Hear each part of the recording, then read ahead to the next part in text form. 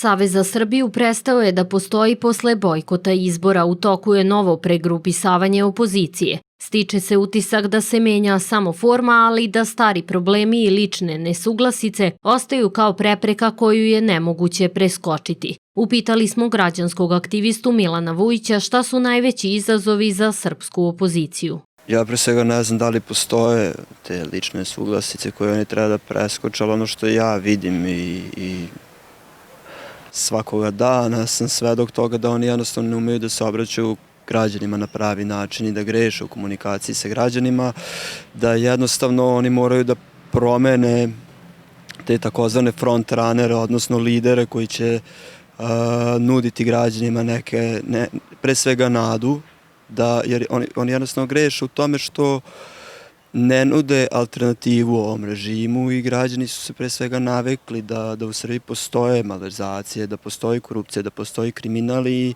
njih jednostavno to ne boli. Dakle, oni su svesni da je korupcija i kriminal postala i pre Vučića, da će postojati i posle njega, tako da je građanima potrebno ponuditi ono od čega će oni da žive. I mislim da tu opozicija najviše greši u komunikaciji sa njima.